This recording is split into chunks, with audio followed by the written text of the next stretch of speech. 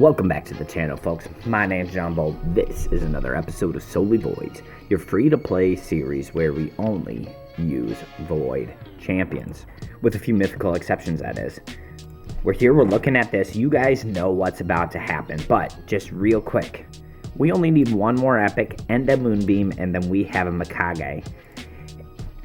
And as you all know, we have 54 sacreds. It's hidden behind my face, but you can see it right here. We have 54 sacreds, and as you can see, we are in the Swordmaster's path. The long-awaited Leonardo event. We've been waiting forever. We've been hoarding since like the Queen of Hearts event, and it's time. It's time to go wild. So in this event, we can not only get Leonardo's champion itself, but we can also get his 5-star perfect soul. So this is exactly why we've been hoarding the way that we've been, so we can participate in events like this and go absolutely crazy. And that's about what we're going to do. So we're going to dive right into it. Now, it's important to note that there's a progressive. We're going to be pulling 44 shards, so it's possible we get multiple shots at a Raphael, which is the only turtle we do not have access to, because we have the free one. The blue one we have in a fragment. We did the fusion, we just haven't pulled them yet. And so, yeah, let's do this. We have 44 of these to go. And we're looking for an Enda Moonbeam. An Enda Moonbeam, and then we're going to get a Leonardo out of all of this. It's going to be crazy. I cannot wait. Hopefully we can get the 4th turtle along the way, because that would be sick.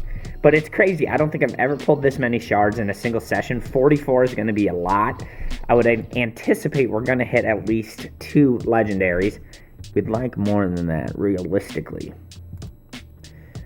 So far, a whole lot of nothing. There's probably some epic or 2 out there that might help me in the cursed city as we go. But a lot of these are just going to help me fill my faction crypts up so I can unlock the dupe voids I have and then empower them.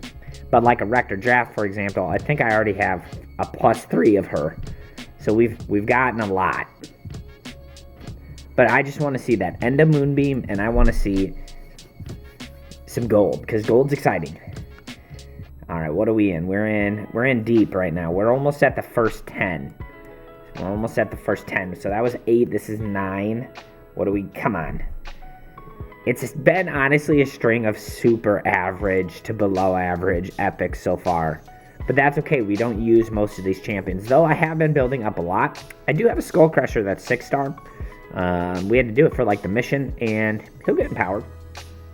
Or maybe we'll have the opportunity to actually, empower a void one. Okay, Morag. We're starting to heat up a little bit, but gold eventually, right? Gotta hit gold eventually. Thylesia, really good champion actually. Decreased defense, but then also has an AoE that increases the duration of all debuffs. And then I think, I was gonna say, and then when attacking enemies under decreased defense, she can put a hex on them also. So pretty solid champion overall. Nothing amazing, I guess. This is shard lucky number 13. That's not my Enda. Okay, now 14. Can you believe that we had 54 shards saved up? I would love to know. How many shards did you guys have saved up? And is it going as poorly as what we're doing right now? This is shard 15. So I think, if I'm not mistaken, I think we're in Mercy at this point, right? Or is 20 Mercy? Holy cow. Either way, this is why you never pull off of a 2x, but even then, okay, Lorne is a champion on our short list to upgrade. I think he got pulled into the regular, vault, if you will. Okay, Jorg is built. Jorg is 6-star with mastery, so we're going to go in crazy on him. We're approaching 20 right now. All right, crazy. Can you imagine having 20? Let's say that you use these shards because you utilize these champions. Could you imagine? It's been less than 5 minutes. I pulled almost 20 shards, and I not only have no legendary, I have no good champions to show from it. Absolutely wild. Absolutely wild. We've had some below average luck. This is shard 19, I believe. Okay, here's my gold. Raph. I think I have this guy, right? Yeah, I got a duplicate. Oh no. Oh no. Oh no. So we're at 35. This is 20. So shard number 20 right now. Man, is it too much to ask for? I think we actually have 2 dupes already. 2 legendary dupes on this account, which is kind of crazy.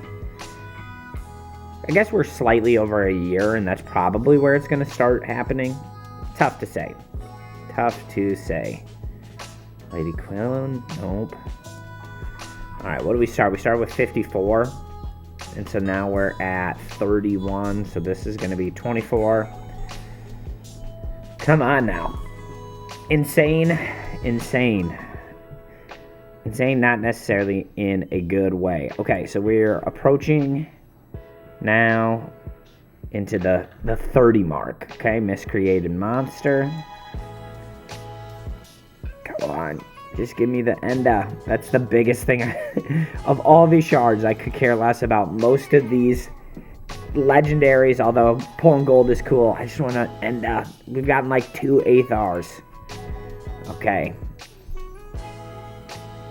Because we're pulling all the way down until we get 10 shards. Okay, and this is the 29th. Okay, Neldor's good because we have one starting to build. And then we're going to empower him, which will be great. Triple hitter at random, and you can place a freeze. 40% chance, not great.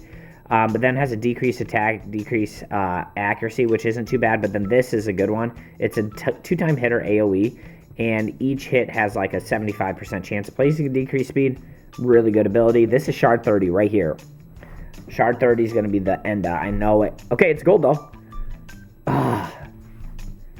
Esme. I don't have her. I think she was a recent fusion, and I think she's actually halfway decent. Speed in all battles. Attacks one enemy, places a 50% increased attack buff on all allies for 1 turn. That's pretty good for an A1. Attacks all enemies, has a 100% chance of placing a weaken and a block buffs. Also decreases the turn meter of all enemies by 20% if Moto of the Pearl is on the same team, and steals 20% of the turn meter instead. Pretty strong ability. Okay, and then places 50% increased accuracy and increased speed on all allies. Has a 75% chance of moving all buffs. That's 100%. And if Moto of the Pearl is on the same team, has a 100% chance of just stealing them instead. Yeah, real solid. Passive, whenever this champion is hit, increases the turn meter of all allies of the ally with the highest attack by 50%. Okay, and then when hit, we have 15% chance of changing the attacker's critical hit to weak, normal, or strong hits only if Moto of the Pearl. Yeah, she's a pretty good champion, actually. She's a pretty strong fusion, actually. I don't think she was super popular, but... Alright, 14 shards to go. 14 shards to go. The prize jewel, of course, is Leonardo. But it would be real nice if these last 14 shards we had another legendary... and we could get that Raphael. We're at plus 25. Because we're not getting him, and that would give us all of the turtles at that point, if we could get all of them. So, all would be great. Okay, that's like our 3rd relic keeper. Alright, we're down to less than 10 to pull. We are now in the plus 4 or more category for Rector Draft. Just give me the Enda. I just want that mythical champion. Oy, oy, oy. We just never pull these shards on a regular basis, so having a chance at it. And I did pull some ancients over the weekend just for food. And it was 2x, so I got a few rewards. Come on. 5 after this one. 5 left. Is this it? Yes! This is it. Yes. Who would have thought for an epic? This is big because that's the last piece for Mikage. Absolutely. There we go. All right. Success. We did it. It only took, 35 sacred shards to make it happen. Okay, let's get our Raphael. Let's get a Raphael here. Get all of the turtles. Put them together. Zergala. I don't think I had her before. I'd be curious how many of these are new. Alright, and we are going to stop at 10 because you never know what the next fusion's going to be. If The next fusion's Void. We need to be ready. Although I highly doubt it. They already had a Void legendary fusion this year. And that's it. That's it. Dang. Raphael, empty-handed. Crazy, crazy. All right. All right, let's do this. Okay. Probably we can... I think we can go and get this. So here, let's just do red brews. 25 of these. 2,000 of this and get my key. But then I have to get a second key. Honestly, epic books. What am I at for epic books? I think I am going to grab the epic book. I have 21 of them, but there's like a lot of champions that I need booking. So I'm just going to go ahead and get the epic book and then this last key. And then we should be able to just go and get all of the pieces right down the road. This will give me a Mortal Soulstone pull also, which I can use because we're still on those boosted odds. And we just go right down the line. Legendary book, going to be huge.